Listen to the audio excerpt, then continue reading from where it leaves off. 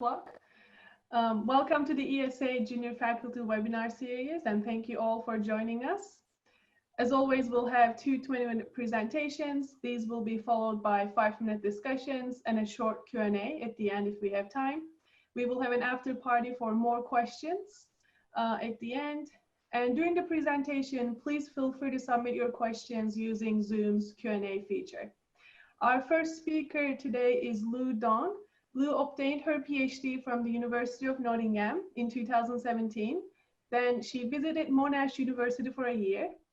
Lu joined the Institute for Economics Experimental Lab at Nanjing Audit University in China as an assistant professor in July 2018. Today, she'll be presenting us her study, Arms, Races, and Conflict, Experimental Evidence. Lu, whenever you're ready, take it away.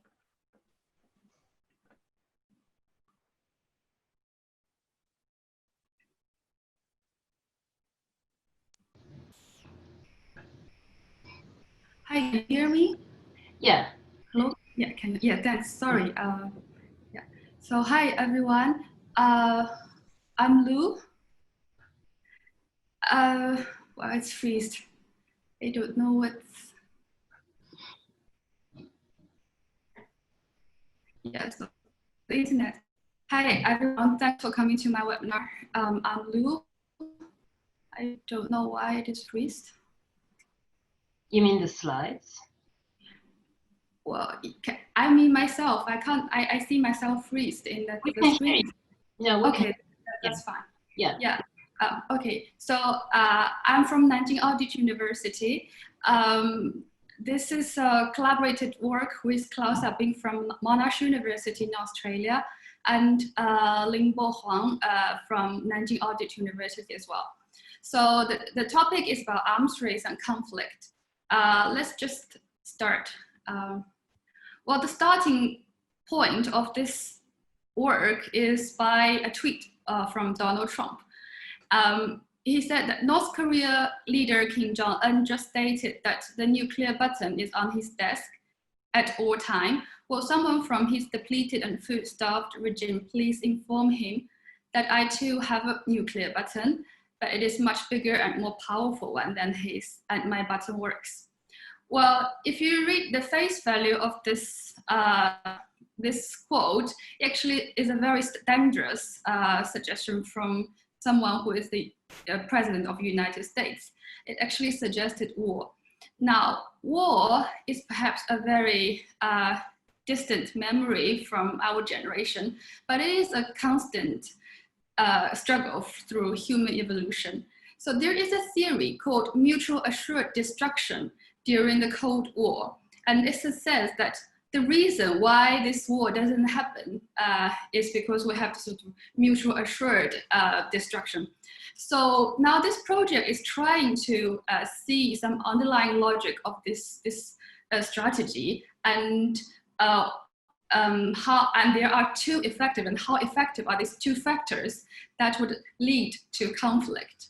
Okay, let me just jump into the game. Okay, so in this game, there are two players that they are always fixed matched with each other for 12 rounds. Now, in each round, they can earn some independent money, right? So I'll explain what this independent money means, but just see that my earning is independent of your earnings every round. Now, in each round, they can also buy a rocket, like every round. They can decide not to buy, of course. Then if they both have equal number of rocket, then they both have a nuclear button, right? Or if one person has more rocket than the other person, then the person with more rocket got a nuclear button. With the nuclear button, you can press it, right? So if you press that button, you have three consequences. First, it incurs yourself some cost. You have to pay the cost to bomb.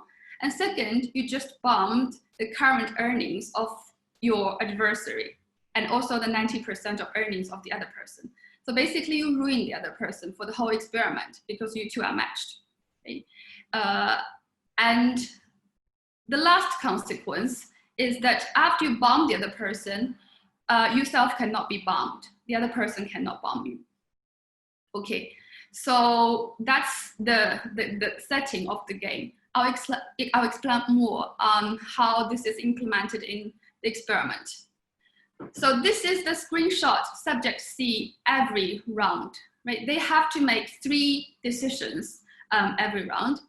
The first decision is to choose a lottery. So here you can choose lottery A or lottery B. And then you click confirm, the lottery will play out for you. So the other person, so your partner, is also playing a similar lottery, but you don't see the other person's outcome of the lottery. So it's sort of independently you play this by yourself. So the second decision you make is whether you want to buy a token or not to buy a token. So it's this side. So buy a token basically means buy a rocket, as I explained earlier. So every round you can only buy 1 token or 1 rocket, right? So in this current screenshot, you see you yourself has 2 rockets and the other person has 1 rocket. If you buy a token, it will be realized next round. So next round you have 3 rockets, right? And this round you only have 2. And then the third decision you make is whether you can deactivate or not deactivate, to mean that you can bomb or not bomb the other person. If you have more tokens than the other person, by deactivating the other person, it means that you ruined or you bombed the other. If you have equal numbers of tokens, then so you are both bombed because you have the same level of arsenal. So if you click bomb, both of you are dead. If you have less token than the other person, so it only means suicide, right? So you bombed yourself basically. So this is we use this setting because we want to compare different treatment difference. You will see later. But basically, it means that if you have more token, you have the capacity to really bomb the other person without suicidal. And the parameter is like every round you earn the earning from the lottery is between $1.7 to $3.4. The rocket costs you $1. So it means if you buy rocket, it is account for about 40% of your annual income, right? So that's every round you spend like 40% of your money to buy some rocket. The bomb costs you $1.5 if you decide to press that bomb, right? So that's the setup. And the experiment is done in Monash University in Australia. So the procedure are quite standard, but you can see the earnings vary quite a bit because if you are bombed in the very last round, you earn only your show-up fee. Right? So that's a quite sort of dangerous experiment, not dangerous, but a lot of variance in earnings. Okay, so let me explain a little bit about the game. So you see there are 3 consequences. By bombing the other person, you cost yourself money, and it doesn't earn anything. It doesn't return any monetary payoff. And the only consequence why you want to press that button is because you worried the other person will press that button, so you'd better do it first. Right? But then in the very last round, because there's no future round, so you don't have to worry that the other person will bomb you in future. Therefore, in the last round, you have no incentive at all to bomb, right? Because it costs you money and it doesn't return any profit. So then by that logic, in the second last round, you then don't have incentive to buy rocket, because the only reason you buy rocket is because you want to get that button. Because then you think in the very last round, you don't need to use the button. In the second last round, you don't need to buy the rocket. So we can use this backward induction logic all the way to the very first round. And you will see the only sub-game perfect equilibrium in this game is that no one will buy rocket and no one will click the button, and everyone just makes some independent money by themselves. And so it's sort of peace and prosperity. Okay, but then the other hypothesis could be that we found some saying from a great English philosopher, Thomas Hobbes, from Leviathan, that he once wrote that in the nature of man, we found 3 principal causes of quarrel. First, competition. Secondly, diffidence. In his time, diffidence means fear. Thirdly, glory. The first makes man invade for gain, the second for safety, and the third for reputation. Okay, so in a lot of contest literature, we see that people try to compete. It's because there's some monetary gaining, right? So if I beat you, I gain some resource. We think our game fit into this second category, where you compete or you try to invade for safety. The motivation is not really to gain any monetary payoff. It is driven by this fear. Right? So another analogy is from Tom Schelling, that once he wrote in his book that if you found yourself, there's an armed burglar in your house, and you are also armed, so therefore you are in this situation that you're gun to gun, right? The question is, even if you believe the other person is a nice guy, are you willing to give up your gun first? So then the idea is no, you probably would not, even if you believe the other person is nice, because you don't know whether that person knows that you are nice, or the other person knows that you are nice. Before, you would probably not give up. So if we apply this logic to our current game, you will see if the escalation starts, there is really no, so you would not really want to give up this button, this nuclear button, right? Because of this fear. So now we have 4 treatments in our game, in our experiment. The first is called mutual assured destruction, which is essentially what I described early on in the slides. So then player, the reason why player want to buy this rocket is to deter the other player, because by going neck to neck, you both keep this nuclear button and no one dare to press it, right? If you press it, you both end up dead. Therefore, buying this rocket is really a way to deter. That's sort of the idea we want to convey, that in the Cold War, there is a lot of arsenal arms race, right? From this hypothesis, we will see in this treatment, we will perhaps see a lot of arms race, and we will return a very fragile peace if there's a peace. So now, so the second treatment is what we call a hidden arms race. So the idea is, in the previous treatment, you build arsenal as a way to deter other people, so the other people dare not to press the button.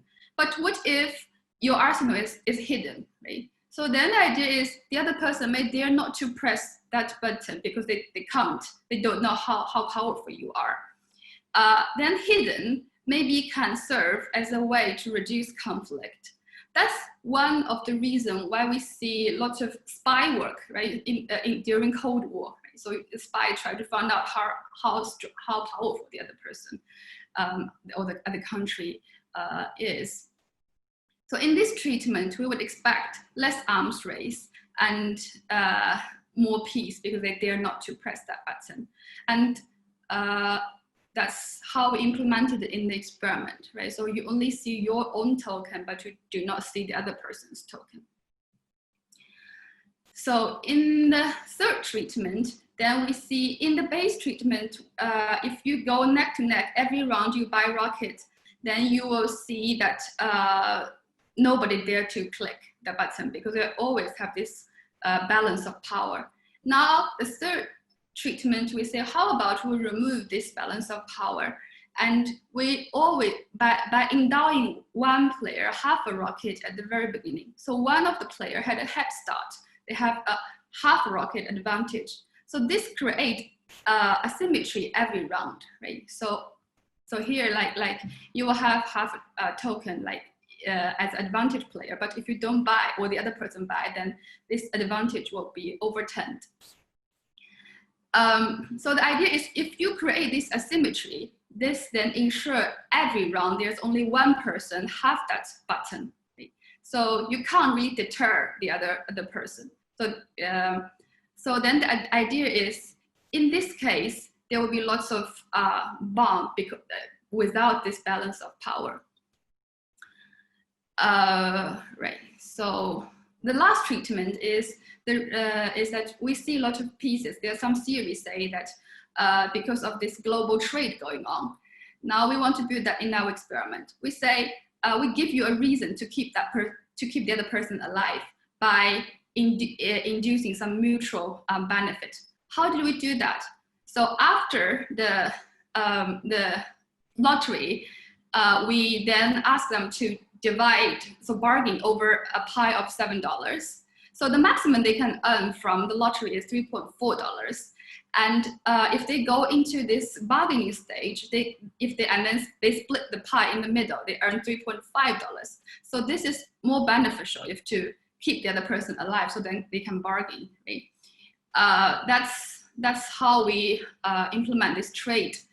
And then hypothesis is, with this trade going on, we will see less arms race and more peace. Okay. So just to quickly summarize our design. So we have 4 treatments, and comparing matte treatment and hidden treatment, we can study how deterrence works, right? Whether you build this rocket to deter the other person, which treatment works better. Then we have this power asymmetry to see whether balance of power plays a big role. And last, we have to see whether mutual benefit will help to reduce the conflict. Okay, so to result, the bombing rate first. So bombs occurs in 13 out of 29 groups. So basically it means that half of the time in that med treatment, some people get killed. That is, you have to take into account that if you keep sort of go neck to neck, then you don't have opportunity to really bomb without suicide. Then we see that in 17 groups, out of 29 groups, there is asymmetry. So basically in 17 groups, there's opportunity for people really to bomb. And 9 people stroke immediately, 4 did so later. Yeah, so that's the in med treatment. And unsurprisingly, in hidden treatment, we see lots of much less bombing. So because then you don't see the other person, you dare not to press it. And in asymmetry treatment, this is significantly higher because then every round we have asymmetry, then only one person have this button. And you see that 9 people, so 9 advantaged player, they stroke immediately. They just kill the other person at the very beginning of the round. 8 did so later, but yeah, so we have a lot of bombing rate in that treatment. In trade treatment, compared to the asymmetry treatment, because trade is built on asymmetry treatment, and unsurprisingly, by this mutual benefit, the bombing rate is lower. Okay, now I'll go to the escalation rate, right? This is how people really bomb. And then now we're going to see how people buy this rocket. Okay. So we only look at peace group. I have this all group, like I include all group in later slides, but I think the picture is quite similar, but I think the message from peace group is more powerful. So we have 12 rounds, and then like how much money or how often they buy this rocket. So in base or in the base treatment, in P, okay, so why peace group? Because if we have different bombing rate, if someone is already dead, then there's no reason for him to buy this rocket anymore. So we want to investigate how the alive person really invest in this rocket. So we found that almost 90% of people buy rocket every single round. Okay? So there's a lot of escalation going on to keep peace, just to keep peace. And in hidden treatment, the rate is slightly lower, but it's still very significant. Right? If you think about the logic, you are building up a rocket that no one is ever going to see. Right? So it's about 60% of the rocket building going on, like on average. Now, in asymmetry and trade treatment, the rocket investment is much lower, even in peaceful group. The reason is, like, if you have one advantaged player and one disadvantaged player, then if they have some safe distance, then for this advantaged player, there's no reason to buy rocket immediately because there's some distance between the rocket level. And for disadvantaged player, he really doesn't have incentive to because he has no chance to catch up with that advantaged player. Therefore, but of not to invoke this advantaged player to bomb him, he just keep constant. So they have keep a safe distance. Therefore, the rocket investment is lower compared to the other two treatment. Okay, so that's basically everything I want to say. Quickly summarize. We say deterrence plays a big role in arms race because you want to build this rocket to deter the other person. And hidden arsenal also lead to, well, hidden arsenal leads to less conflict. Maybe the secrecy in Cold War is a good thing. And balance of power leads to more conflict. Yeah, so mutual benefit leads to more peace. Yeah, so that's everything I want to say. Thank you. Thank you, Lou.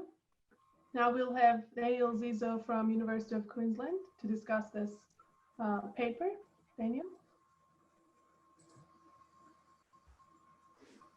Thank you. Let me just share the screen with you.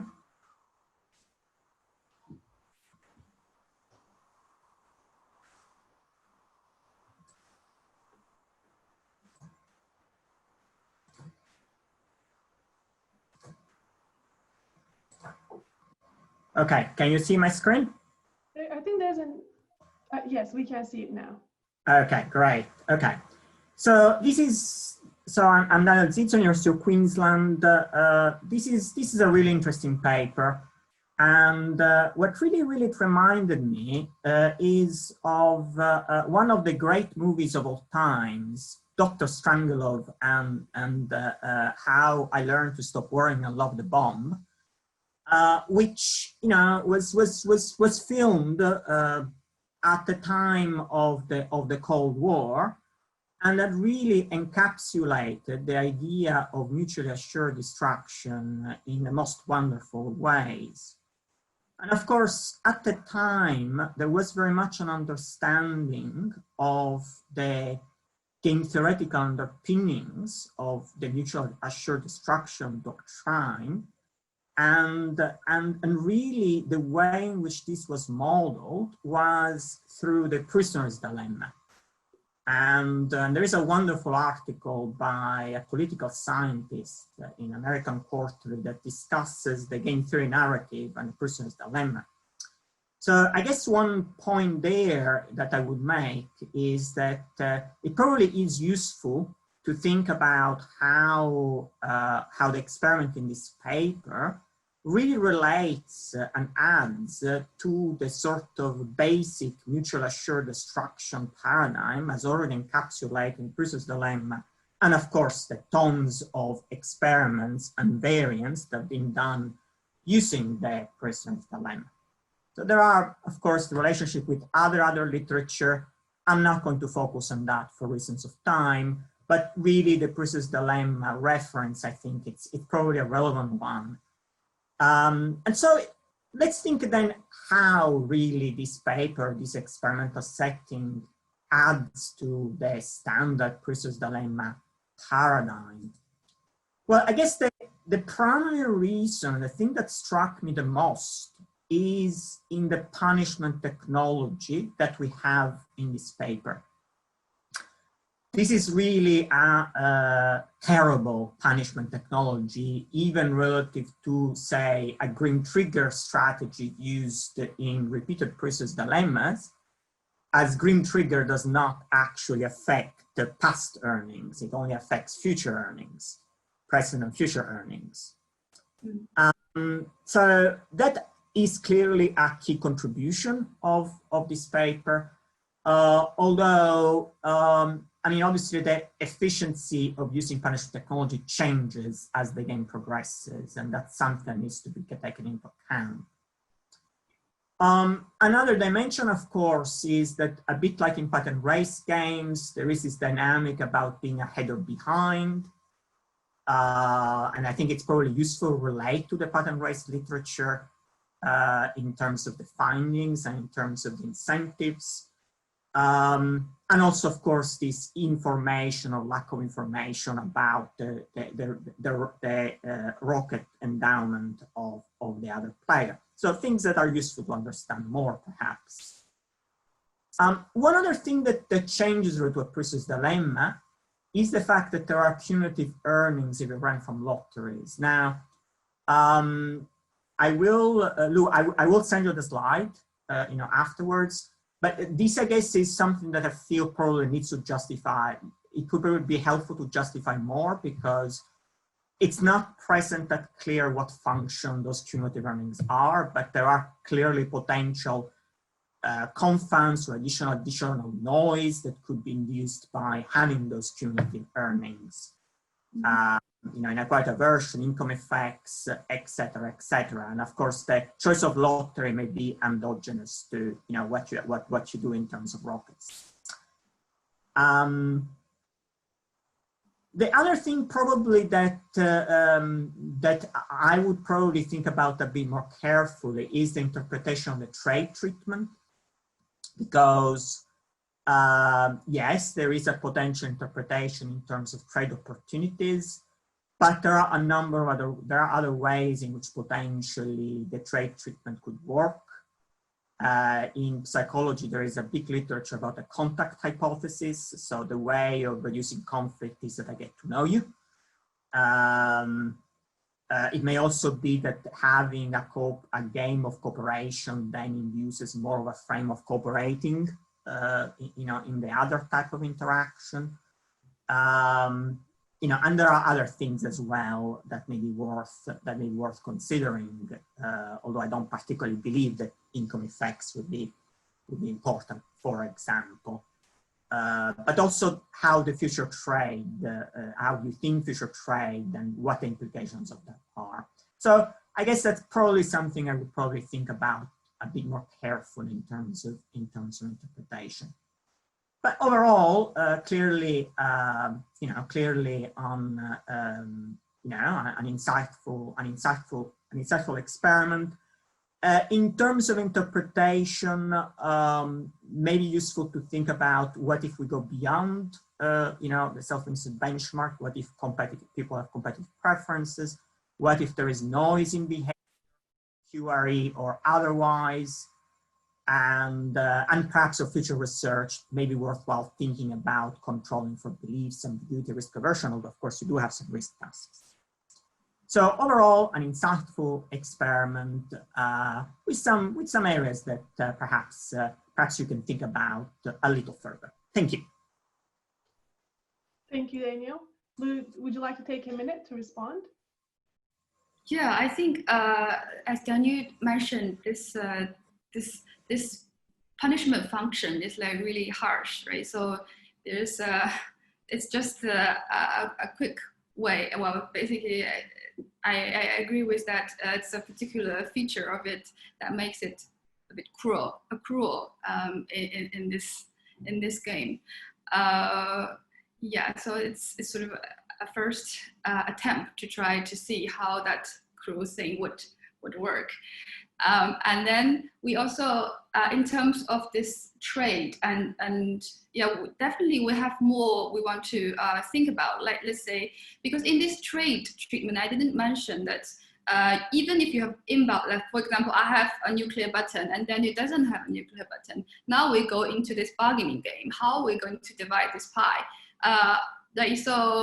Well, then the idea is like the US and the North Korea, right? So they have different, the size of their nuclear button is a bit different.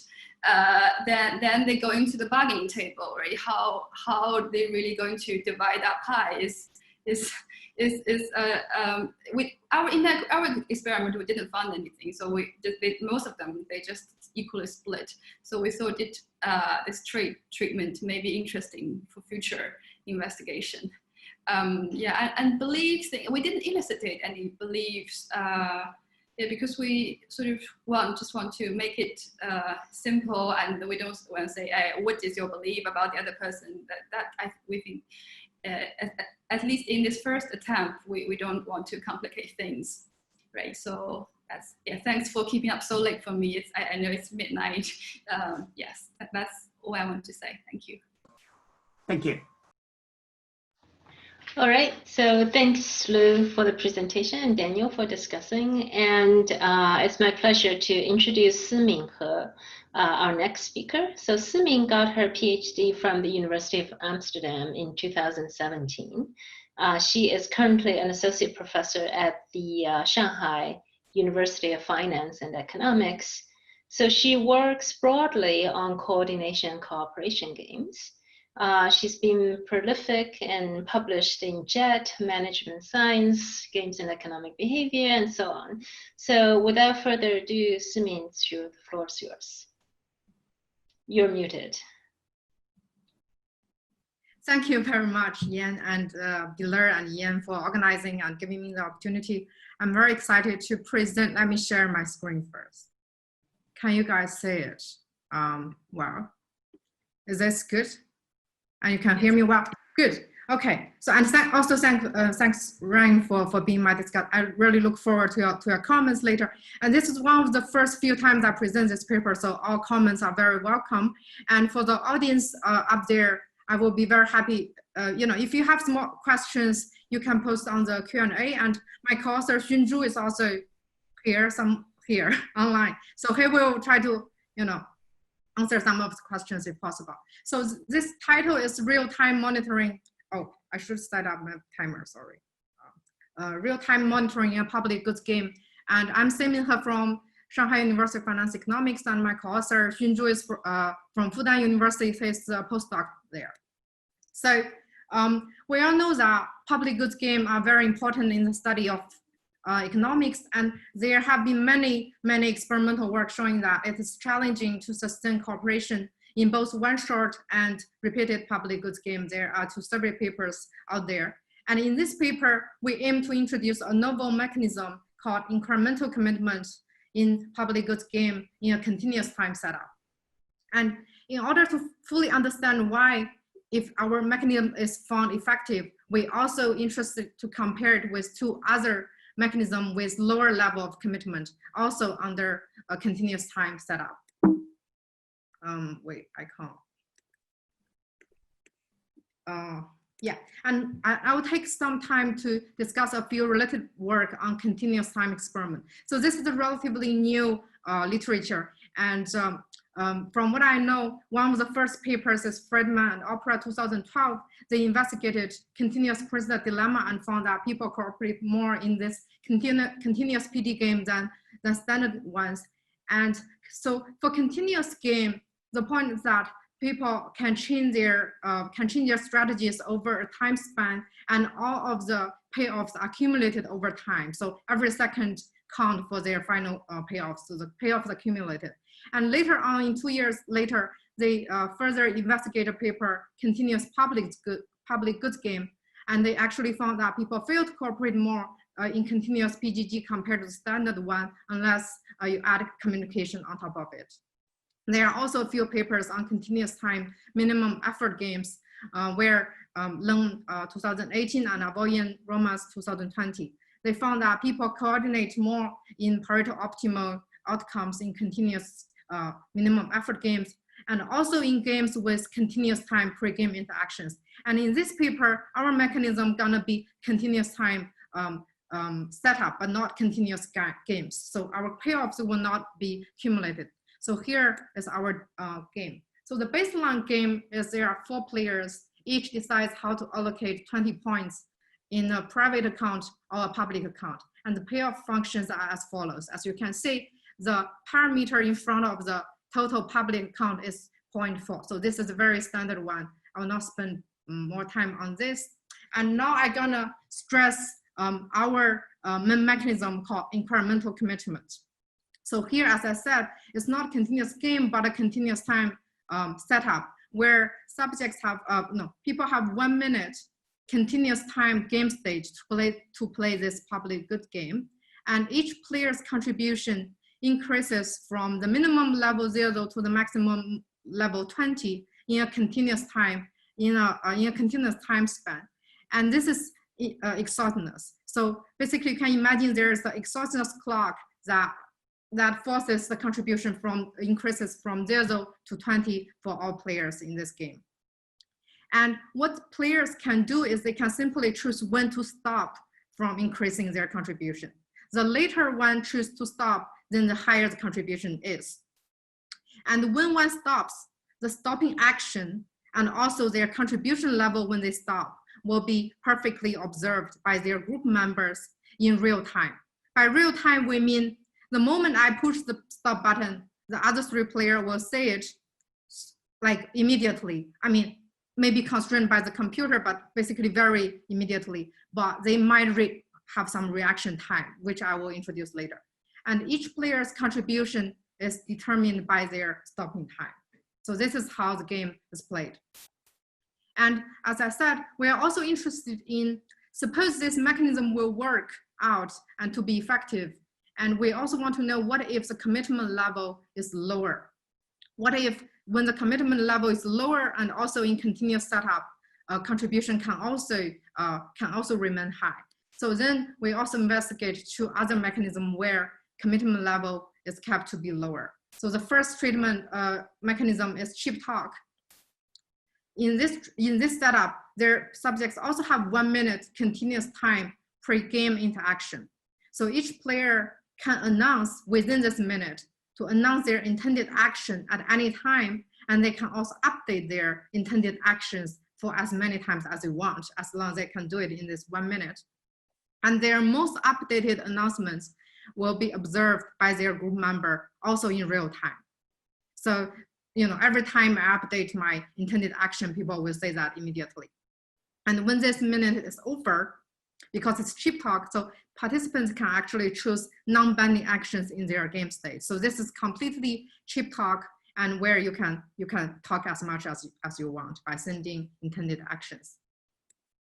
And the next treatment, we added more commitment power in this one. It's called chip talk with final commitment. The first 3 lines are completely the same with previous slide. So you can just look at the last line. Here, the only difference in this setup compared to the previous one is that each player's, the very last announcement they made in the game become their final action in the game. So instead of very cheap talk, this setup is not that cheap in the sense that the very last announcement I make will be my game, choice in the game stage. So there's no longer another decision-making stage. So this 1 minute will end the game. Okay, and the Nash equilibrium predictions are very simple and intuitive. So no matter what is the mechanism, and no matter what other people will choose, it is always my best interest to choose Zizzo. So this is the dominant strategy for every subject. So there is no difference across setups.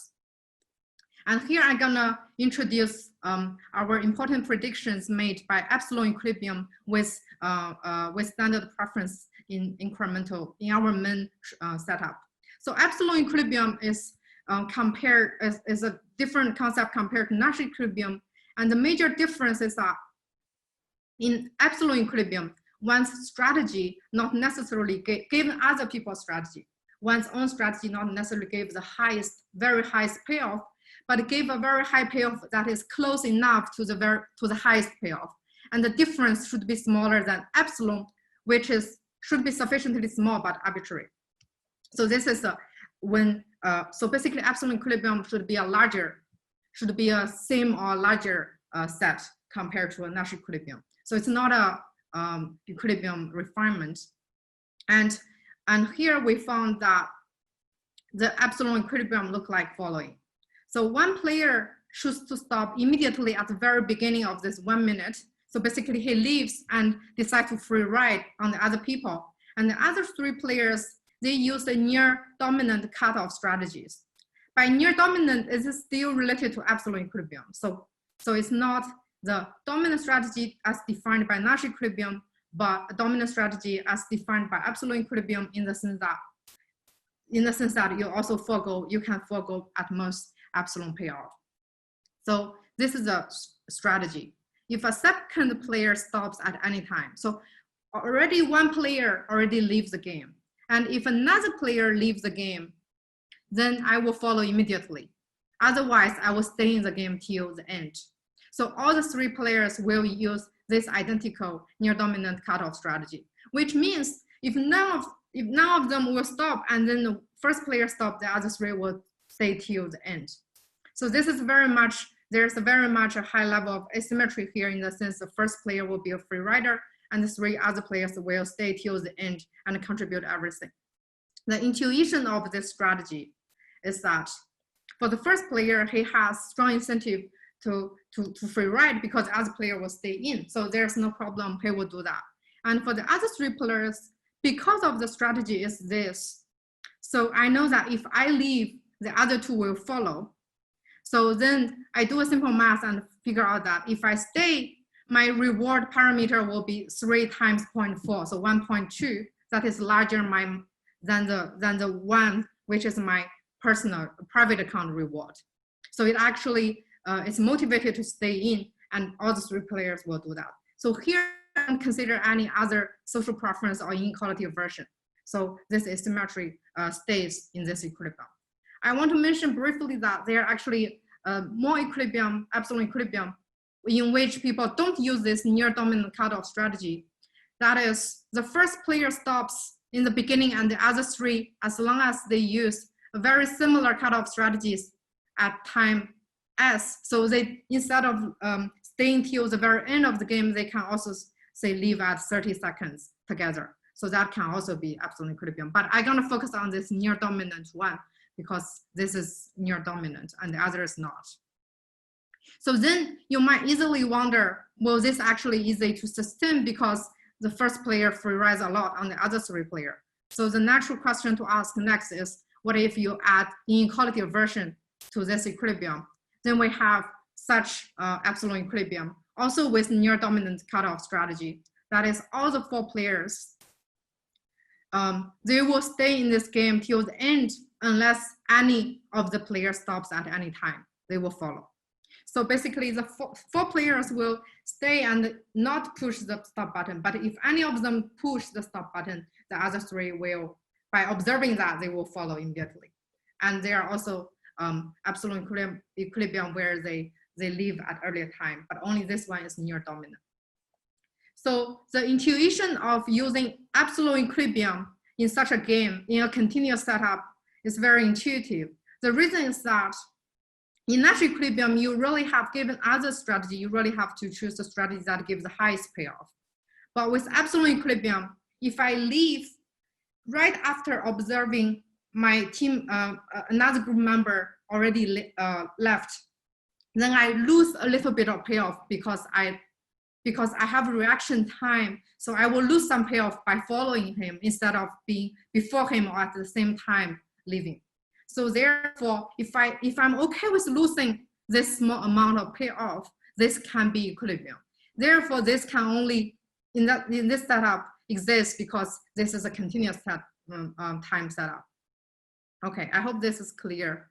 And then I will move on to our experimental design. Hi, Simin. I'm not sure if you saw this in the chat. We have a question about epsilon equilibria coming from Zizzo. Do you see this? Oh, so we can actually answer questions in the middle. Okay, sure. Should I answer?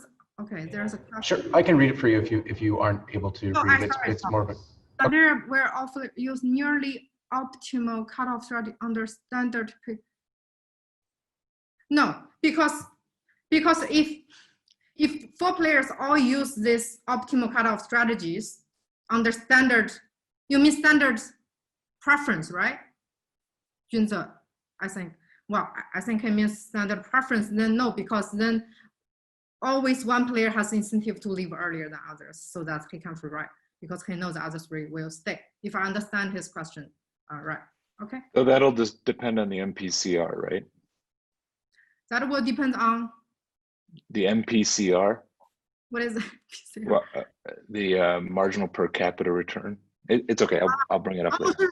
No. Yeah. Okay. In a general case, yes. Yes. Yeah, I think that might be what he's asking about. Okay. Right. In the general case, it's possible. So if you make the parameter say 0.3, then for example, then it's possible. Yeah. But I will talk about that. Maybe I will postpone that later. In a general case, yes. In our parameter, no. So the experimental design follows closely to what I just described in the setup. We have 4 treatments: baseline, chip talk with final commitment, and incremental commitment. And the setup is exactly what I just described. And subjects participate in only one of the 4 treatments. And the matching is random rematching a matching group of 8 participants, because we want to, try to be as comparable to one-shot game as possible. And the round, there are in total 20 rounds, and 2 rounds are randomly chosen for payment at the end of the experiment. At the end of each round, subjects learn the group's total contribution and her own payoff in this round. The session took about 40 minutes to earn about $5 US. So I have 5 minutes for result. That's good. Okay. So really, this is the most important picture of our experimental result. This is contribution over time. So the horizontal line is from round 1 to round 20, and the y-axis is average contribution. As you can see in baseline chip talk with final commitment, it's a very similar pattern. And actually, we can't find any significant difference between the 3. So basically here, contribution start off relatively okay, but then decline over time to almost 0. And the incremental commitment is the opposite. They start off also at very similar, around half, a bit less than half of the contribution, but then slowly increase and to until 15 out of 20. So subjects do contribute a lot by the end, by the 20 rounds of this mechanism. So what happens in this mechanism is going to show in this picture. So here I plot basically what is the stopping time in incremental commitment in this treatment by the sequence of players, by the sequence of their quitting time. Okay, so the 4 lines are the average stopping time of each player. So this line, the lowest line, is the first player who quits.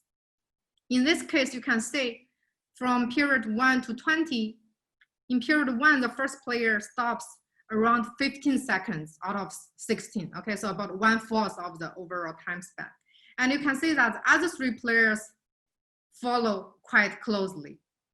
And over time, the first player may change, right? This is just group level. So the first subject start to quit at very late, and by the end of 20 rounds, they quit at around 45 seconds. And it's very interesting to say that between 2 subjects who stop in a row, the time difference is very small. It's always within 2 seconds. So basically what happens is that as long as one of the group member quits, contribution breaks down.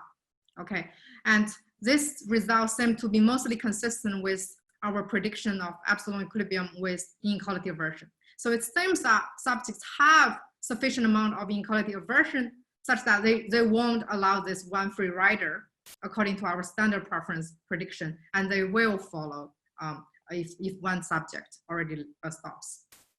And we further make 4 behavioral categories in this treatment. So category 1 is Nash equilibrium prediction. If the behavior pattern is very similar to this one, we put it here. And category 2 is absolute equilibrium prediction with standard preference, which means the first player leaves within the first second, and the other 3 players stay relatively later.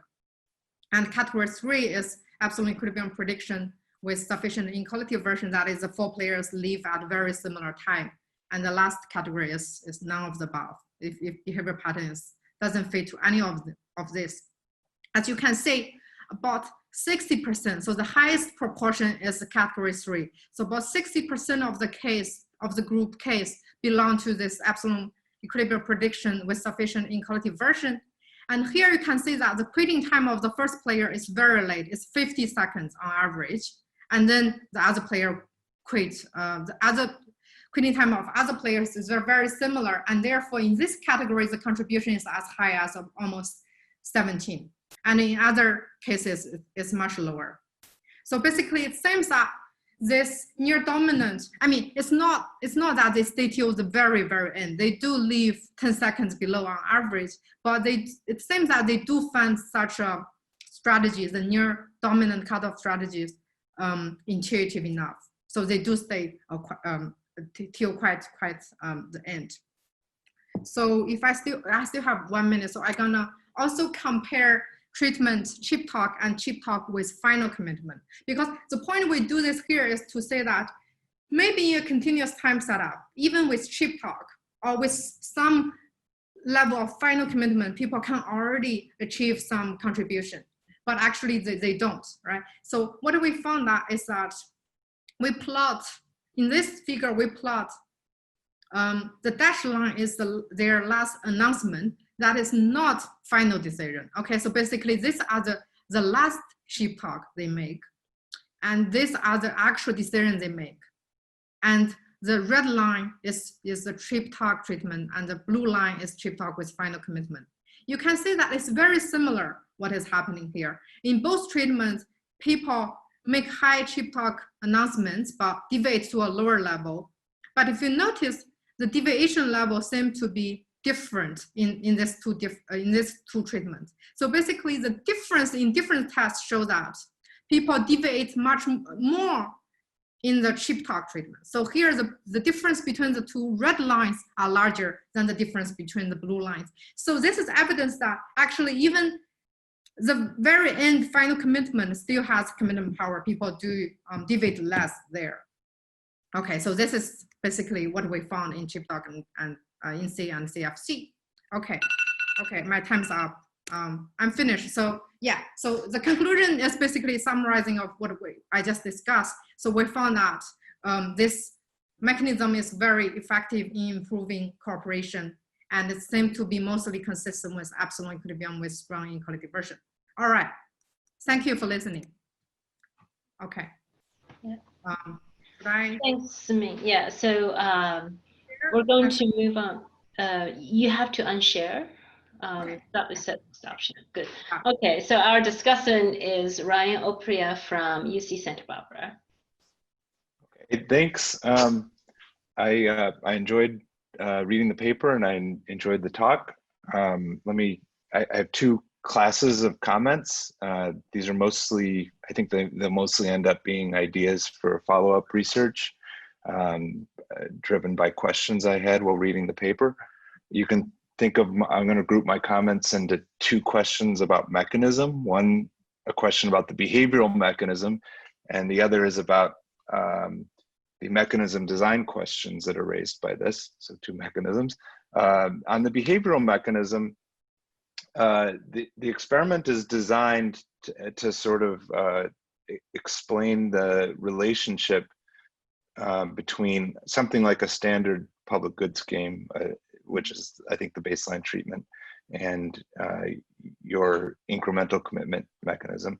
You can think about the gap between those two as consisting of three C's. There's scope for communication added in incremental commitment. There's commitment, and then there's the clock, by which I mean that there's autonomous movement of a commitment level. And I think what the control treatments do effectively is rule out communication as the reason the mechanism is effective. But I think that raises a lot of interesting questions about the degree to which the other two, commitment and the clock. So one thing I would be interested in on commitment, is to study the degree to which the specific type of commitment studied in your mechanism is effective. And for this, there's an earlier literature that is mentioned in the paper, Dorsey, 1992, Kurzban et al., 2012, study settings in which subjects can increase their contributions in a binding way over time. And this is very similar to what happens in your incremental commitment treatment, except that it doesn't have a clock. So it doesn't have things being propulsively moved forward. Subjects have to choose to increase their contributions, and then when they, in the versions of that mechanism that work, those end up being binding.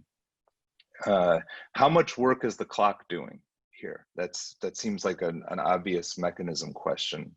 One of in my view, the main mechanism question, the main element of this mechanism that differs relative to this older literature, though maybe I'm not thinking about this fully. The other is just commitment itself, and I'd be interested in, and so think of this as another, so one natural control is studying something like Dorsey or Kurzban et al. Setting compared to this setting, and understand the degree to which the clock is having an effect.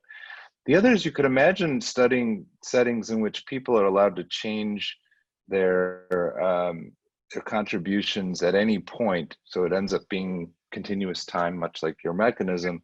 But subjects know that at any moment that moment could be selected for payment. So you have something like free-form cheap talk, but that free-form cheap talk is payoff relevant. And so you can imagine that as another way of sort of understanding the degree to which the clock matters.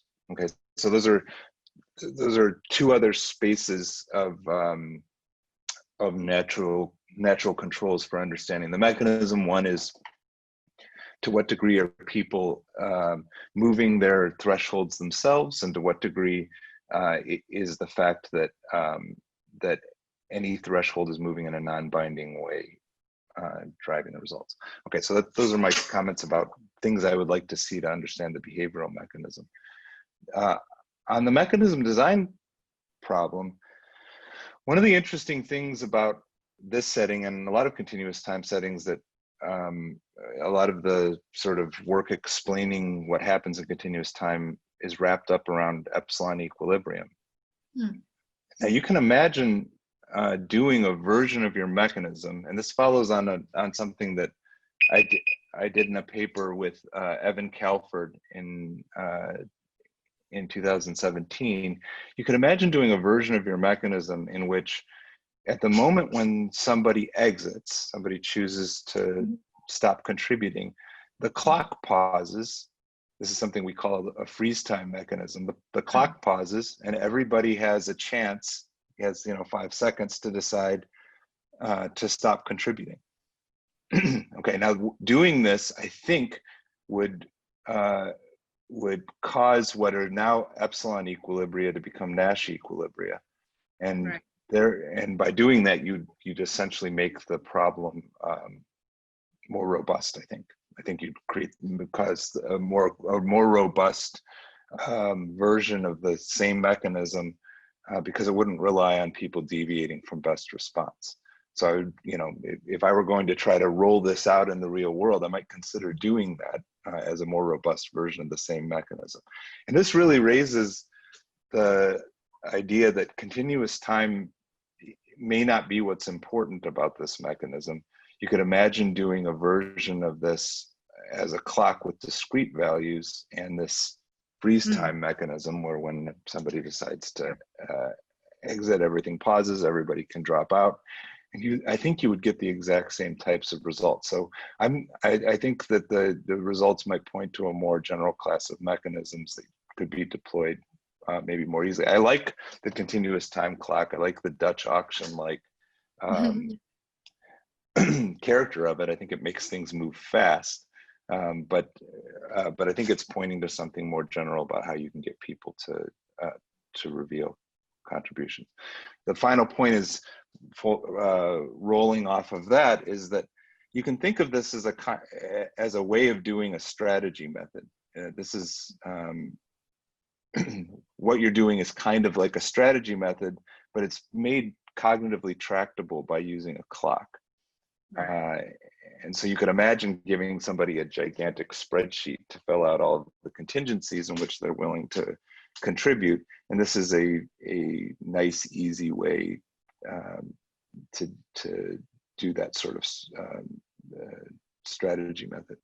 What's interesting is, to me about that is that it may be that the fact that this works as a clock makes it not only faster to put in these sort of contingent strategies, but that it also might be more cognitively tractable. It might be easier for people to think through this type of problem. And that immediately connects this mechanism design question to the kind of things Shengwu Li is interested in. And I wonder if there's an interesting way in which this this makes it easier to think through public goods problems. Okay, that's it. That's all I have to say. Thank you very much for. Thank you. Thank you. That's very, yeah, so we sort of officially in the party. So we have a 30 minutes of after party. And so, you know, whoever would like to ask questions or offer comments can just go ahead and raise your hand. So there's a raise hand button, and we'll promote you to become a panelist, so or just allow you to speak. Simin, do you want to respond to? Yeah, I actually want to, so I was going to ask. Thank you. So yeah, that's very, very useful, very good comments. So I have two small response I need to think more, but my immediate response would be, I like the CCC you proposed, the communication which we sort of rule out, and the commitment and clock. I think clock, our intuition will be clock is very key here. It seems right, it's phrased. I don't know if she can still hear me. Yeah. I'm frozen? Yeah, no, it's good. Sorry. Yeah, and we're thinking, so here we basically give them a pass, right? By having a clock compared to Dorsey 1992, we basically give them a pass. So less freedom, but an easier path for them to follow. That seems to be how why it works. Seems to be better than what they found. If they can change freely, but only one direction, right? They can always increase, but they can do it freely. So it seems that giving them less freedom, but if the mechanism is intuitive, could be a good thing. So that's our intuition by proposing this design, but it's certainly interesting to know how much clock actually helps here. So maybe it's as much as we saw, maybe it's less. And for the second question, I have a technical question about when you mentioned, you know, to freeze when someone exits and give them some time to actually do so that it's like a Nash equilibrium. You said then it's more robust if people also do that. Well, that's just my intuition, at least. Yeah, sure. So to me, I wonder if people can do this with epsilon equilibrium, because epsilon equilibrium means they have to forego some payoff. They have to sacrifice some payoff. Wouldn't it mean that if they can do it here, they should be easier to do it in Nash? I don't know if I'm completely, you know, off with this question. No, yeah, I totally agree. I'm just saying that it might make the mechanism even more powerful. I see. In the sense that you wouldn't have to. So, you know, this is sort of the kind of thing that shows up in the thing I did with Evan. You know, we got close to 100% of people taking the equivalent of a very, very efficient action in your case. And we basically got sort of tail collapse as we made the deviation from best response you needed to support a cooperative outcome larger.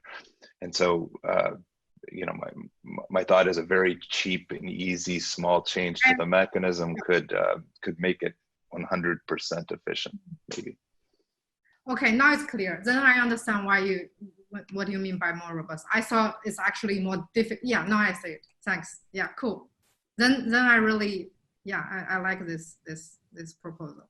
Cool. And doing that opens up the possibility for doing non-continuous time versions, because what continuous time is buying you here is people's very small reaction lag is reducing the amount they deviate from best response, but you can take reaction lags out of it entirely if you were to do this iteration on the mechanism, and then it applies to lots of other settings.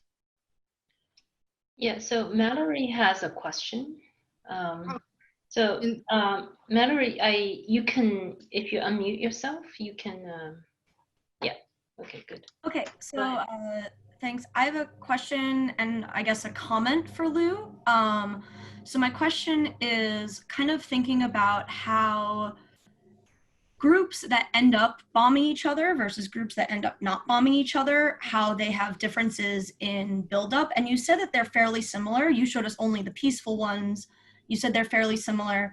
But I think the thing I'm finding interesting is that in the asymmetric, you found lots of bombing, but low investment in the peaceful one. So I have to wonder if there's something different about the investment structure of the groups that say peaceful versus bomb each other in the asymmetric situation.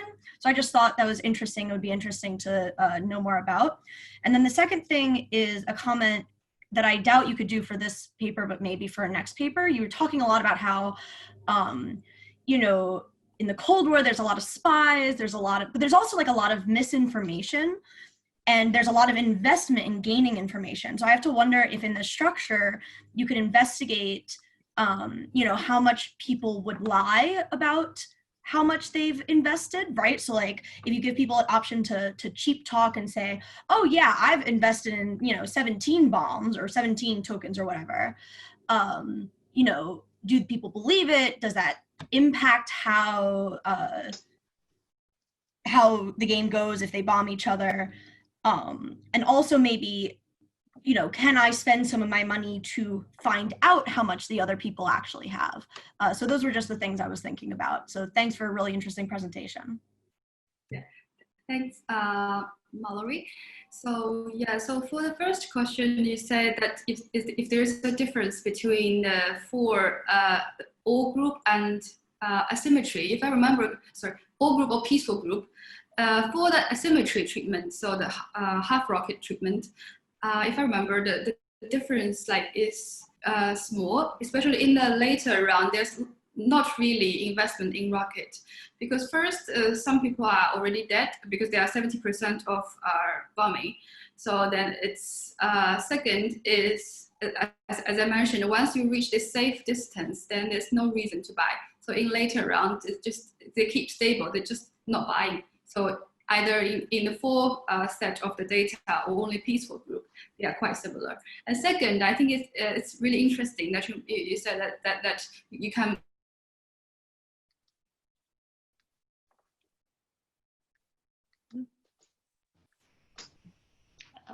So I think we might have lost Lou temporarily. So she mentioned beforehand that she might have spotty internet connections. So we can, okay, now it looks like, Lou, are you there? I think she's coming back. Yeah, okay. You're muted. You're muted. Okay, yeah, sorry, I was trying to lie. So yes, second, it's interesting that you mentioned about this bluffing. I think it would be very interesting to investigate in the future, that whether you can try to find out the others. Yeah, I agree. Thank you.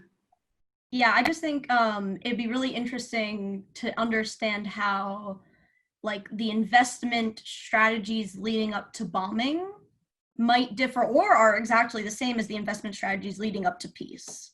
Like if there's any sort of like predictive trigger, maybe not in just the asymmetric case, but in general. But anyway, thank you. That's really interesting. Yes.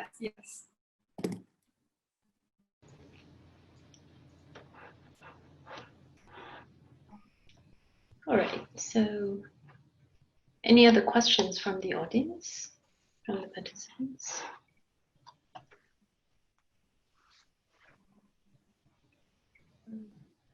So I have a question about the information treatment for Lou's experiment, which is,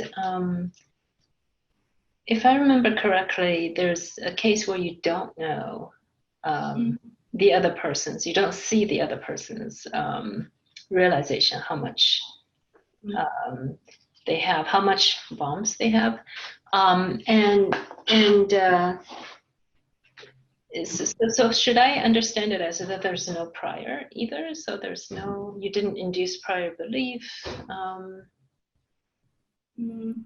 So the idea is that, like in the base treatment, the reason you build up this rocket, you try to sort of deter the other person, well, by showing that, well, I'm very powerful, I'm very strong, don't dare you mess up with me. Then in the hidden treatment, you have little reason to really build up this rocket, right? So because if you build up, no one can see it. So so that's, I'm not sure about the prior. How should I understand? So I guess the information structure is a bit, I think it's unusual in the sense that unless I solve the game, I don't really know. I cannot get a signal either. So usually if you think about the real world situation, the spice during the Cold War, is you want to get signals, right? You want to get some informative signals about how strong the other person, the other country is. Yeah. So I think I may agree with Mallory that, you know, perhaps the information acquisition step will be very interesting. Yeah. And also you can, I also like want to respond to Mallory that question that you can decide whether you want to be open about your arsenal, for example. If you be open, then it can serve as a deterrence, right? To, well, I'm very powerful, but then you also want to not be so open that you want to sort of bluffing or give some, I mean, like false news or things like that. I'm powerful, but I'm actually not. So it can be, yeah, we can investigate that in future studies. Mm-hmm. Thanks. I think we have another question. Let's see. So E has a question. You should be able to speak. E, if you unmute yourself. Yeah. Hi. Yeah, we can hear you. Hi. I have a question for Simin. So this is a wonderful topic and I like it a lot. So I'm also wondering about the role of the clock here. So is it possible that the clock may actually shift the frame because they, the subject, they quit or exit from contributing here? So it's like combining with the omission and commission. So if they sit there passively and doing nothing, they actually don't hurt anything and maximize the contribution to the whole community. So yeah, thank you for your question. So okay, is this it? So okay, no. So if I understand clearly, you mean something like a status quo, opt out. Like if I sit there, do nothing, I will contribute the most. So why don't I do that? Something like that. Yeah. So I would answer in two ways. First of all, from just like just what happened in the lab, it's really not the case. They are very, very alert. So as you can see, right, if one subject stops, the other three follow. It's not like I don't want to do anything. It's a very simple experiment. All they need to do is to stop. So they do care what other people did. So, you know, it's basically you boost the conditional cooperation flavor of people to the best. So if you say that they are all staying, I will stay. So it's not that my intuition from what happens is not that I would do nothing because, you know, I would choose to stay because I want to do nothing. I want to, this is a status quo, this is opt out. Yeah, that's not seem to be what happens. But maybe I don't want to be, at least I don't want to look back to be the first one who withdraw from contributing. So it's like I'm the like quote bad guy to hurt the group first. Right. So that I can't know for sure, but there is not really any, you know, reputation here, right? So you're anonymous, you know, if you are selfish, you don't want to contribute, then you will go. So that part will I think remain in all the other 3 treatments as well. So, if I don't do anything in the other 3 treatments, I also look bad. Or maybe I don't. But yeah, you basically answered, yeah. So I'm just curious why the clock works so well in the treatment. Yeah. Our intuition first leads people to realize that if I stay in until someone exits, I don't lose too much by following, even though I lose a little bit, right, by following. And that's fine. That at least that's our intuition by observing the data. Yeah. Thanks. Yeah. Thank you. So we have a number of questions from the audience, from Jubo and Boonhan. So I promoted both of them. So Jubo, do you want to ask your question? If you unmute yourself. Jubo, I saw Jubo. Sure. Yeah, sure. Sorry. I was wondering that do you observe sort of a pattern that like certain subjects, because they're anonymous, but you can actually see who tend to be let's call that default first and second. Do you see that pattern in the data? So that's a very good question. We actually didn't look at individual. Yeah, but it's very interesting. Like basically, is this certain people who are always, dropping out in the beginning? We can certainly check that. That should be done easily. Yeah, we will do that. Thank you. Sure. Yeah. Sure. Sorry, we don't know that now. Yeah, we actually. No. Yeah. And Bohan. Yeah, Boonhan, do you? Yeah, go ahead. Yeah. No. So I think it's a follow-up from a previous question, because it's also quite interesting to see why in your continuous treatment the contributions are so high, and because you're comparing this to a baseline where subjects are basically deciding how much to contribute, whereas in your continuous treatment they're essentially deciding how much to not contribute, right? So it seems like because the stopping, when to stop is sort of saying how much to stop contributing, and your baseline counterfactor is actually how much do you want to contribute in the standard public goods game. And it seemed like a more appropriate baseline would be, this is your endowment of 10 tokens. By default, you're going to be contributing this. How much do you want to actually keep instead? I'm not sure how much of a difference that will make, but maybe that would make your results a little bit more compelling in terms of the results for your continuous treatment. Right, I see. So a little bit also related to status quo, opt-in, opt-out. I think what we can do in a cheaper ways, we should look into the literature to see if actually anyone have done this public goods and see any difference. And if there is difference, then it does make sense for us to, to try to do this. Yeah, but I agree. So there are some subtle difference in terms of what they feel is the default. Yeah, I agree. There's a paper by sort of an old theory paper by Leslie Mark and Steve Matthews in the reset on continuous, I think, dynamic voluntary contribution mechanisms. And then there's an experiment testing this by, I think, Jack Ox and Lisa Westerlund.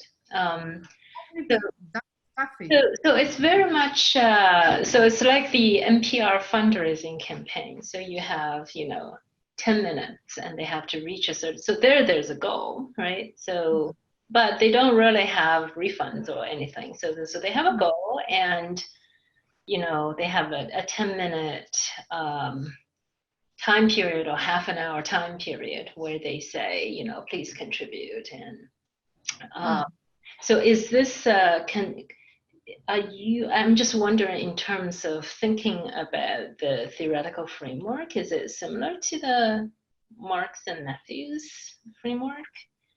I noticed that you don't have a goal there, but the goal is not, the goal doesn't bite, right? In the Marks and Matthews paper. So, and no one asked this question, so I'm going to ask about this, which is, can you think of a real world mechanism for the clock in public goods setting? So I'm thinking about GoFundMe, the website where you can, champion a cause and, and do all sorts of fundraisings. and there, you know, typically there is a goal, a non-binding goal, and you know, it's open, let's say, for 7 days.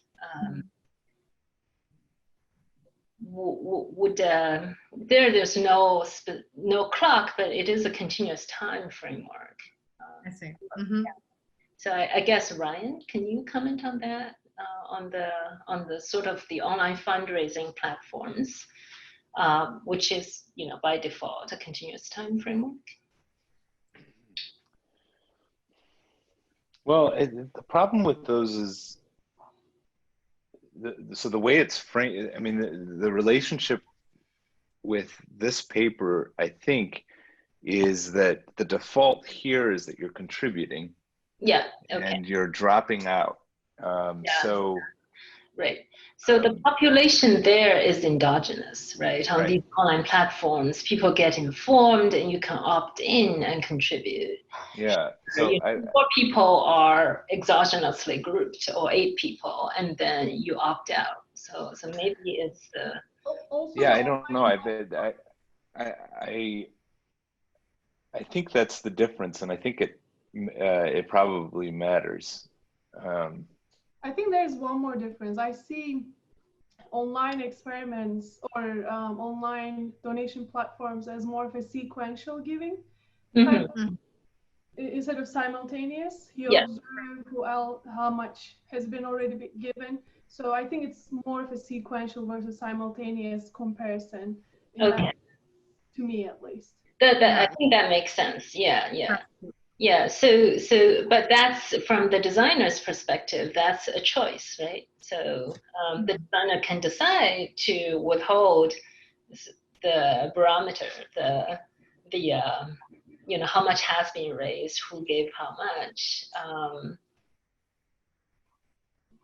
So I mean, the difficulty of taking the mechanism from this paper and putting it in the world is that you need to have people already participating, I suppose. Yeah. Is that the way to think about it? So sometimes I think it's the salience of. Yeah, maybe that's all it is. So here it is very salient. You know, you're matched with a group of n-1 other people. Whereas even in close-knit social networks, so for instance, your, let's say the tennis coach for your high school, you know, tennis team, all the parents and, you know, all the families involved are implicitly in, and but it's not as salient as in the lab. Right, that's an interesting example. Yeah, and there, you know, I think it is the sequential nature is important. That is, I think the early contributors send a signal and also set a social norm about what's an acceptable amount. Yeah. Sorry, can I also add to that discussion? I think that was a very interesting discussion. So just first to follow up on Han's comment. So we did the public good experiments with both the status quo and without the status quo. And there was a huge difference actually in the lab. I think there's an early JPAD paper that you can probably look at. And that this shows a big difference. And also to follow on Jens and Ryan's point, we did another experiment. In the experiment, it would allow people to enroll in an automatic donation. So let's just imagine that they can sign up their credit card with the charity. And every month, we're going to take $1 from their credit card to the donation. That's kind of giving people an opportunity to endogenously form a status quo, which can be quite hard. Because if you think about the reverse of your design clock, if you think about English option, I don't think that's going to work in this context. So if we give people an opportunity to form a status quo instead of exogenously imposing the status quo, and what we find with the automatic donation is that it's very rare that people actually opt out from this automatic donation. once they enroll in this. Okay, that's especially true if you give them a chance to vote whether to do this or not. So I see. So I see. Yeah, yeah. I mean, this mechanism is also doing something very specific in that it's not just taking a sequence of contributions that everybody observes, which I think is how most of these online platforms work. So it's also somehow coordinating the amounts that are being given in a clock. Like, it's a very specific way of getting contributions over time. But I haven't thought about the relationship between those two. I mean, it's